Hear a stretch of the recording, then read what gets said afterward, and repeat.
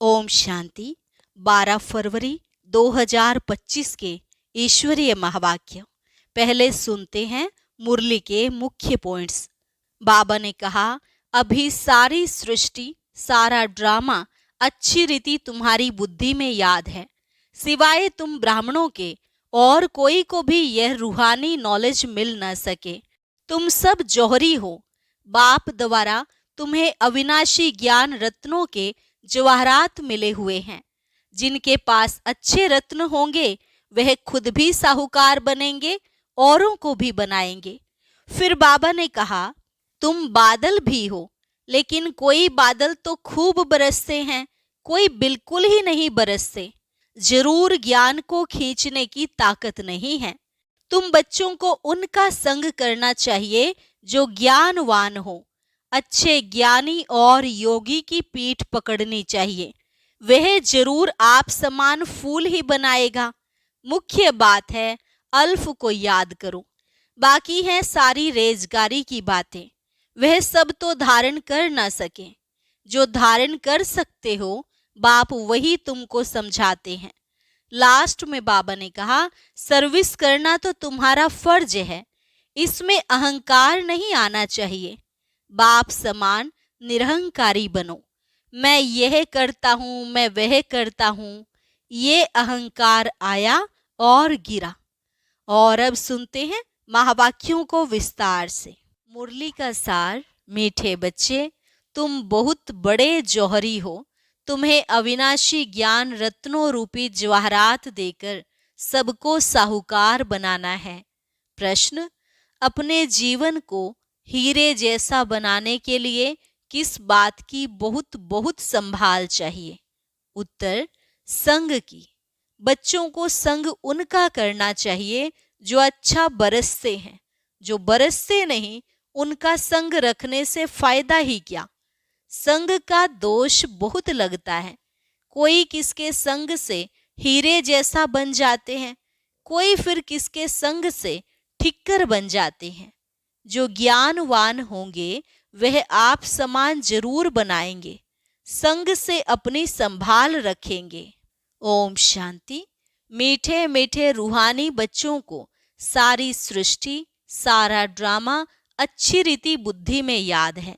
Contrast भी बुद्धि में है। यह सारा बुद्धि में पक्का रहना चाहिए कि सतयुग में सब श्रेष्ठाचारी, निर्विकारी, पावन, सॉल्वेंट थे। अभी तो दुनिया भ्रष्टाचारी, विकारी, पतित, इंसॉल्वेंट है। अभी तुम बच्चे संगम युग पर हो। तुम उस पार जा रहे हो। जैसे नदी और सागर का जहां मेल होता है उनको संगम कहते हैं। एक तरफ मीठा पानी, एक तरफ खारा पानी होता है। अब यह भी है संगम। तुम जानते हो बरोबर सतयुग में लक्ष्मी नारायण का राज्य था, फिर ऐसे चक्र फिरा। अभी है संगम। कलयुग के अंत में सब दुखी हैं। इसको जंगल कहा जाता है। सतयुग को बगीचा कहा जाता है। अभी तुम कांटे से फूल बन रहे हो। यह स्मृति तुम बच्चों को होनी चाहिए। हम बेहद के बाप से वर्षा ले रहे हैं। यह बुद्धि में याद रखना है। 84 जन्मों की कहानी तो बिल्कुल कॉमन है। समझते हो, अब 84 जन्म पूरे हुए।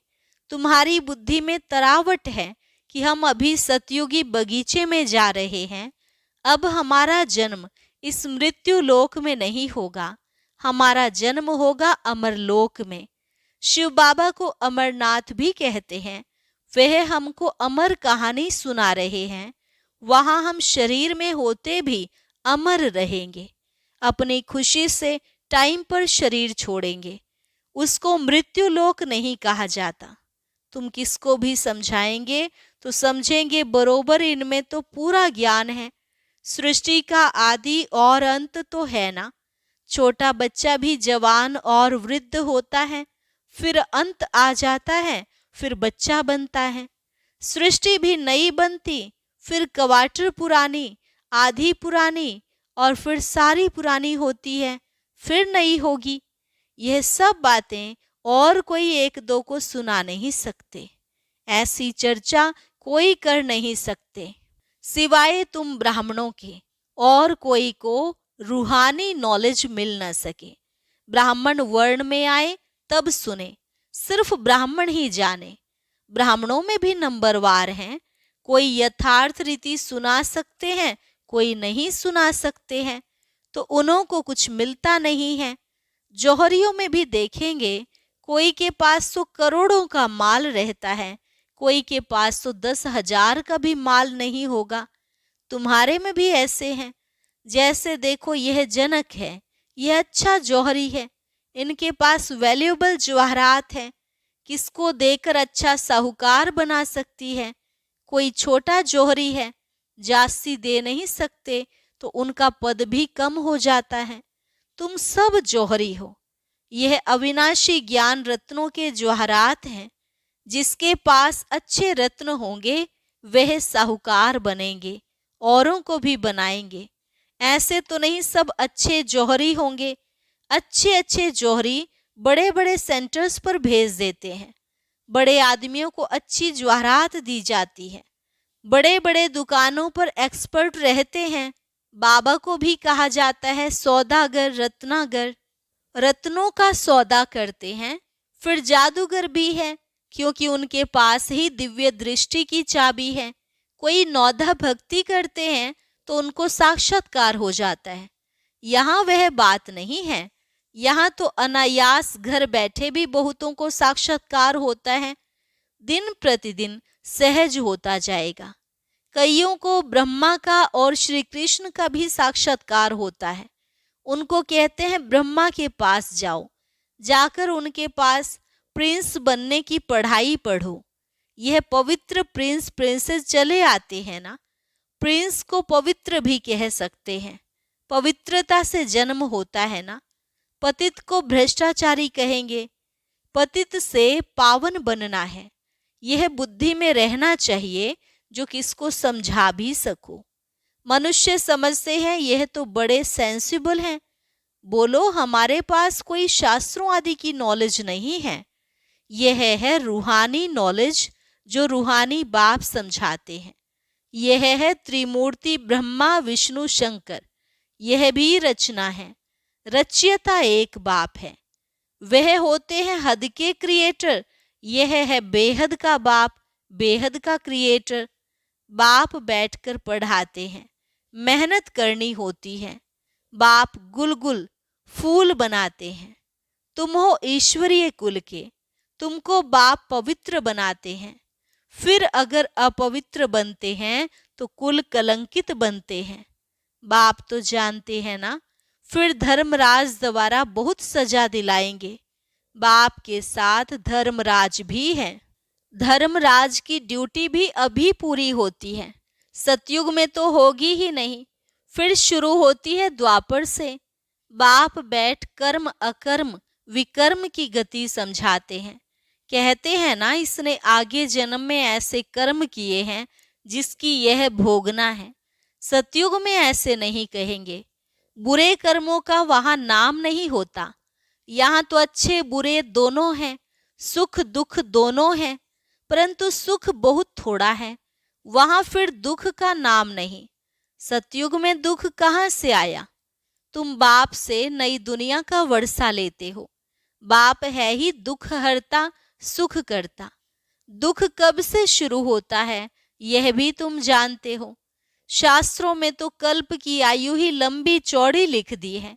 अभी तुम जानते हो आधा कल्प के लिए हमारे दुख हर जाएंगे और हम सुख पाएंगे। यह सृष्टि का चक्र कैसे फिरता है, इस पर समझाना बड़ा सहज है।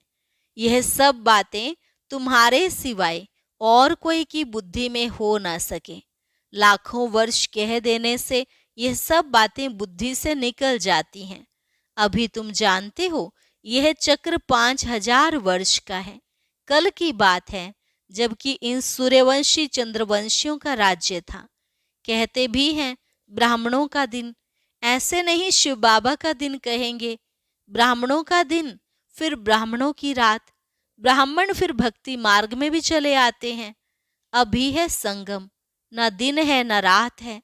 तुम जानते हो हम ब्राह्मण फिर देवता बनेंगे, फिर त्रेता में क्षत्रिय बनेंगे। यह तो बुद्धि में पक्का याद कर लो। इन बातों को और कोई नहीं जानते हैं। वह तो कहेंगे शास्त्रों में इतनी आयु लिखी है, तुमने फिर यह हिसाब कहाँ से लाया है? यह अनादि ड्रामा बना बनाया है, यह कोई नहीं जानते। तुम बच्चों की बुद्धि में है। आधा कल्प है सतयुग त्रेता, फिर आधा से भक्ति शुरू होती है। वह हो जाता है त्रेता और द्वापर का संगम। द्वापर में भी यह शास्त्र आदि आहिस्ते आहिस्ते बनते हैं। भक्ति मार्ग की सामग्री बड़ी लंबी चौड़ी है। जैसे झाड़ कितना लंबा चौड़ा है, इसका बीज है बाबा, यह उल्टा झाड़ है। पहले पहले आदि सनातन देवी देवता धर्म है। यह बातें जो बाप सुनाते हैं, यह हैं बिल्कुल नई। इस देवी देवता धर्म के स्थापक को कोई नहीं जानते। श्री कृष्ण तो बच्चा है, ज्ञान सुनाने वाला है बाप, तो बाप को उड़ाए बच्चे का नाम डाल दिया है। श्री कृष्ण के ही चरित्र आदि बैठ दिखाए हैं। बाप कहते हैं लीला कोई श्री कृष्ण की नहीं है। गाते भी हैं, हे प्रभु तेरी लीला अपरंपार है। लीला एक की ही होती है। शिव बाबा की महिमा बड़ी न्यारी है। वह तो है सदा पावन रहने वाला, परंतु वह पावन शरीर में तो आ न सके। उनको बुलाते ही हैं, पतित दुनिया को आकर पावन बनाओ। तो बाप कहते हैं मुझे भी पतित दुनिया में आना पड़ता है। इनके बहुत जन्मों के अंत में आकर प्रवेश करता हूँ। तो बाप कहते हैं मुख्य बात अल्फ को याद करो, बाकी यह सारी है रेजगारी। वह सब तो धारण कर ना सके। जो धारण कर सकते हैं उन्हों को समझाता हूँ, बाकी तो कह देता हूँ मन मना भव। नंबरवार बुद्धि तो होती है ना। बादल कोई तो खूब बरसते हैं, कोई थोड़ा बरस कर चले जाते हैं। तुम भी बादल हो ना, कोई तो बिल्कुल बरसते ही नहीं है। ज्ञान को खींचने की ताकत नहीं है। मम्मा बाबा अच्छे बादल है ना। बच्चों को संग उनका करना चाहिए जो अच्छा बरसते हैं। जो बरसते ही नहीं, उनसे संग रखने से क्या होगा? संग का दोष भी बहुत लगता है। कोई तो किसके संग से हीरे जैसा बन जाते हैं, कोई फिर किसके संग से ठिक्कर बन जाते हैं। पीठ पकड़नी चाहिए अच्छे की। जो ज्ञानवान होगा वह आप समान फूल बनाएगा। सत्य बाप से जो ज्ञानवान और योगी बने हैं, उनका संग करना चाहिए। ऐसे नहीं समझना है कि हम फलाने का पूंछ पकड़कर पार हो जाएंगे। ऐसे बहुत कहते हैं, परंतु यहाँ तो वह बात नहीं है। स्टूडेंट किसकी पूंछ पकड़ने से पास हो जाएंगे क्या? पढ़ना पड़े ना। बाप भी आकर नॉलेज देते हैं। इस समय वह जानते हैं हमको ज्ञान देना है। भक्ति मार्ग में उनकी बुद्धि में यह बातें नहीं रहती कि हमको जाकर ज्ञान देना है। यह सब ड्रामा में नोंद है। बाबा कुछ करते नहीं हैं। ड्रामा में दिव्य दृष्टि मिलने का पार्ट है तो साक्षात्कार हो जाता है। बाप कहते हैं ऐसे नहीं कि मैं बैठ साक्षात्कार कराता हूँ, यह ड्रामा में नोंद है। अगर कोई देवी का साक्षात्कार करना चाहते हैं, देवी तो नहीं कराएगी ना। कहते हैं हे भगवान हमको साक्षात्कार कराओ। बाप कहते हैं ड्रामा में नोंद होगी तो हो जाएगा। मैं भी ड्रामा में बांधा हुआ हूँ। बाप कहते मैं सृष्टि में आया हुआ हूँ। इनके मुख से मैं बोल रहा हूँ, इनकी आंखों से तुमको देख रहा हूँ। अगर यह शरीर ना हो तो देख कैसे सकूंगा?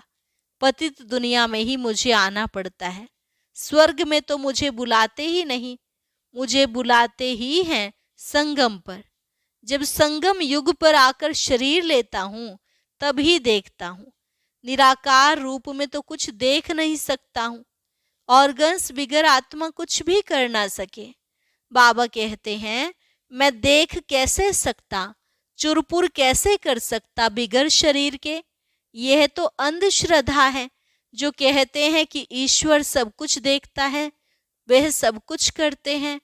देखेगा फिर कैसे? जब ऑर्गन्स मिले तब देखे ना। बाप कहते हैं अच्छा व बुरा काम ड्रामानुसार हरेक करते हैं, नूंद है। मैं थोड़े ही इतने करोड़ों मनुष्यों का बैठ हिसाब रखूंगा।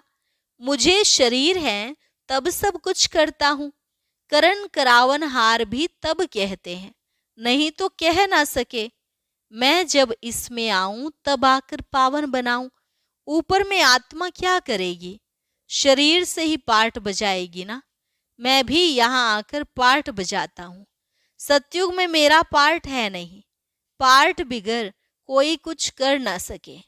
शरीर बिगर आत्मा कुछ कर नहीं सकती। आत्मा को बुलाया जाता है, वह भी शरीर में आकर बोलेगी ना। ऑर्गन्स बिगर कुछ कर ना सके। यह है डिटेल की समझानी। मुख्य बात तो कहा जाता है बाप और वर्षे को याद करो। बेहद का बाप इतना बड़ा है, उनसे वर्षा कब मिलता होगा यह कोई जानते नहीं।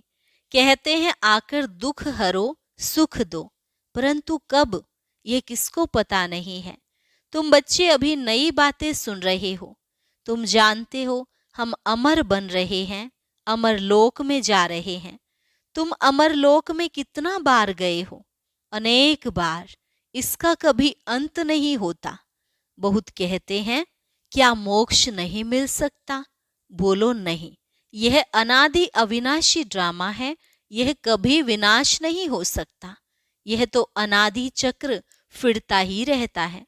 तुम बच्चे इस समय सच्चे साहिब को जानते हो। तुम सन्यासी हो ना? वह फकीर नहीं। सन्यासियों को भी फकीर कहा जाता है। तुम राज ऋषि हो। ऋषि को सन्यासी कहा जाता है। अभी फिर तुम अमीर बनते हो।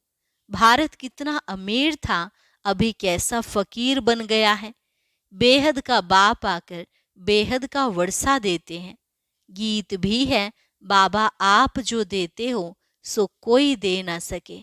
आप हमको विश्व का मालिक बनाते हो, जिसको कोई लूट ना सके। ऐसे ऐसे गीत बनाने वाले अर्थ नहीं सोचते। तुम जानते हो वहां पार्टीशन आदि कुछ नहीं होगी। यहाँ तो कितने पार्टीशन हैं। वहां आकाश धरती सारी तुम्हारी रहती है। तो इतनी खुशी बच्चों को रहनी चाहिए ना। हमेशा समझो शिव बाबा सुनाते हैं, क्योंकि वह कभी हॉलीडे नहीं लेते, कभी बीमार नहीं होते। याद शिव बाबा की ही रहनी चाहिए। इनको कहा जाता है निरहंकारी। मैं यह करता हूं, मैं यह करता हूं, यह अहंकार नहीं आना चाहिए। सर्विस करना तो फर्ज है, इसमें अहंकार नहीं आना चाहिए। अहंकार आया और गिरा, सर्विस करते रहो। यह है रूहानी सेवा, बाकी सब है जिस्मानी। अच्छा, मीठे मीठे सिकिलधे बच्चों प्रति माता पिता बाप दादा का याद प्यार और गुड मॉर्निंग। रूहानी बाप की रूहानी बच्चों को नमस्ते। रूहानी बच्चों की रूहानी बाप दादा को नमस्ते नमस्ते, गुड मॉर्निंग। धारणा के लिए मुख्य सार। पहली पॉइंट, बाप जो पढ़ाते हैं उसका रिटर्न गुलगुल फूल बनकर दिखाना है। मेहनत करनी है, कभी भी ईश्वरीय कुल का नाम बदनाम नहीं करना है। जो ज्ञानवान और योगी हैं उनका ही संग करना है। मैंपन का त्याग कर निरहंकारी बन रूहानी सेवा करनी है। इसे अपना फर्ज समझना है, अहंकार में नहीं आना है। वरदान, व्यर्थ को भी शुभ भाव और श्रेष्ठ भावना द्वारा परिवर्तन करने वाले सच्चे मर्जीवा भव। व्यर्थ को भी शुभ भाव और श्रेष्ठ भावना द्वारा परिवर्तन करने वाले सच्चे मर्जीवा भव। बाप दादा की श्रीमत है, बच्चे व्यर्थ बातें न सुनो, न सुनाओ और न सोचो। सदा शुभ भावना से सोचो, शुभ बोल रखो। व्यर्थ को भी शुभ भाव से सुनो। शुभ चिंतक बन बोल के भाव को परिवर्तन कर दो। सदा भाव और भावना श्रेष्ठ रखो। स्वयं को परिवर्तन करो, न कि अन्य के परिवर्तन का सोचो। स्वयं का परिवर्तन ही अन्य का परिवर्तन है। इसमें पहले मैं, इस मर्जीवा बनने में ही मजा है। इसी को ही महाबली कहा जाता है। इसमें खुशी से मरो। यह मरना ही जीना है। यही सच्चा जीवदान है। स्लोगन: संकल्पों की एकाग्रता श्रेष्ठ परिवर्तन में फास्ट गति ले आती है। संकल्पों की एकाग्रता श्रेष्ठ परिवर्तन में फास्ट गति ले आती है। अच्छा, ओम शांति। अब आज का अव्यक्त इशारा और ज्ञान मोती भी अवश्य सुने।